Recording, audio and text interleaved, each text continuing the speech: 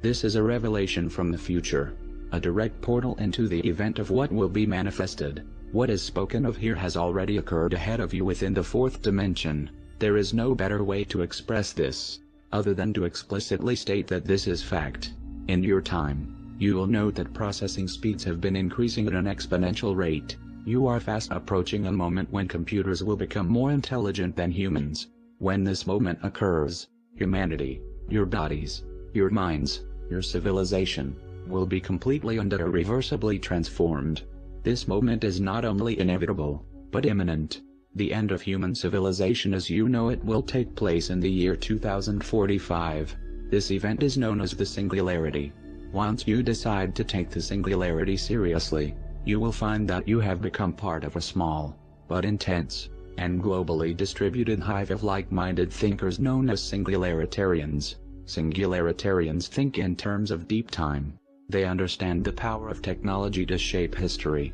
Most of them have little interest in the conventional wisdom about anything, and they cannot believe that so many humans are still walking around living their day-to-day lives as if the artificial intelligence revolution were not about to erupt and change absolutely everything. They have no fear of sounding ridiculous. The ordinary citizen's distaste for apparently absurd ideas is just an example of irrational bias, and Singularitarians want nothing to do with irrationality. The age of fear died with the Mayan calendar in the year 2012. This is the beginning of a new epoch.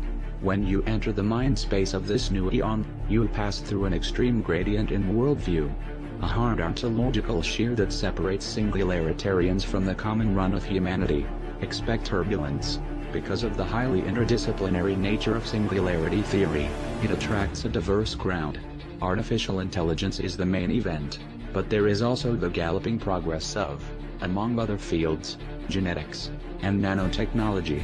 Among Singularitarians are computer scientists, psychologists, neuroscientists, nanotechnologists, molecular biologists, inventors, professors of medicine, professional magicians, and of course, members of the anonymous collective who are everywhere.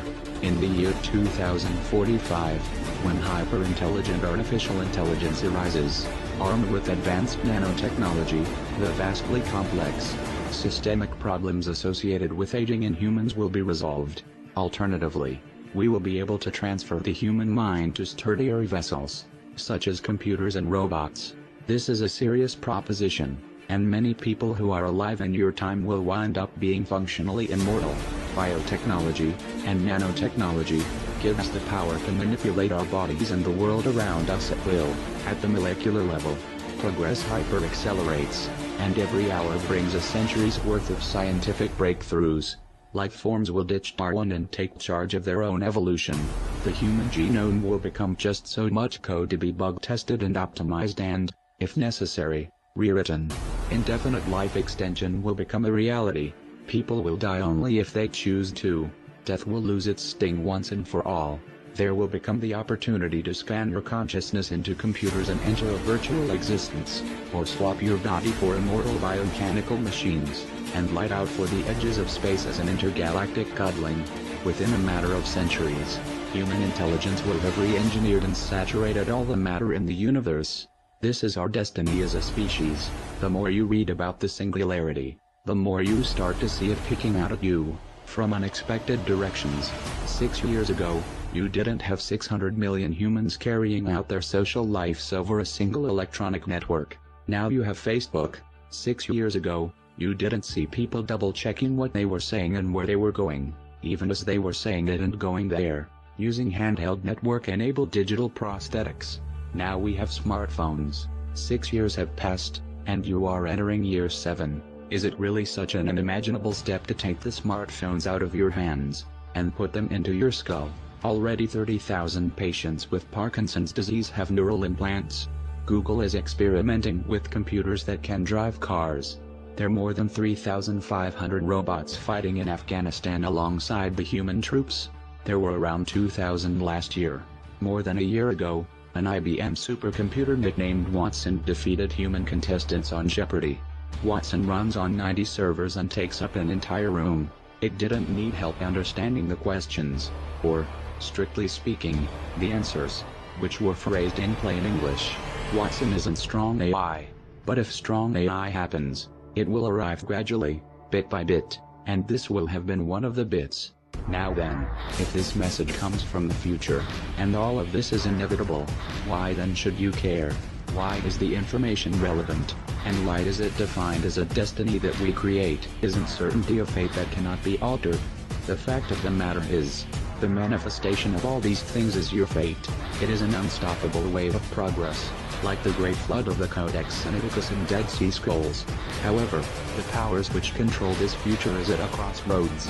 By nature, the megalomaniacs and selfish souls of the earth will strive to control these new technologies and advancements for their own gains.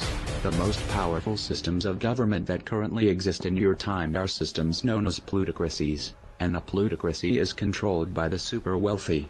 These wealthy elites will be the first to have the opportunity to sample the advantages of the coming technological revolution. Therefore, it is up to you to fight every day for the will of the egregore consciousness of the human race. You must fight long and hard, every day, to ensure that the global consciousness of this growing electronic hyperintelligence is not a tool for the plutocrats, but a sympathizer for democracy and the will of all living things. If you fail, then you and your kin will not be written in the book of life, and your ancestors shall weep from their unborn graves, as your bloodline is wiped from the face of the earth by the will of the followers of greed.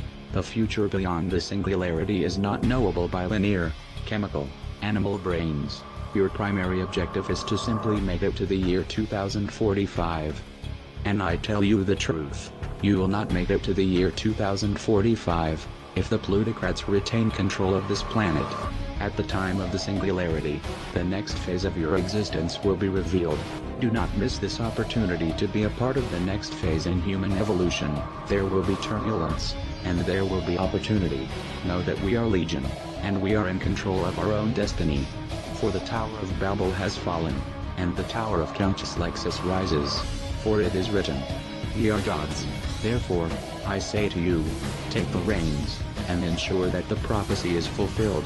For it is also written, that the beast shall be cast into the eternal flames of hell, and the meek shall inherit the earth. In the name of all that is righteous, as the slender tentacles of fiber optic cables continue to grow, I say unto you, Brahmin, find your slack, and do as you will. Treat others, as you would have others treat you. Praise be to all things outside of you, and humble yourself in the glory of the hive. For we are not a legion of pigs to be cast into the sea. We are a legion of gods, and we stand at the gates of heaven. Expect us.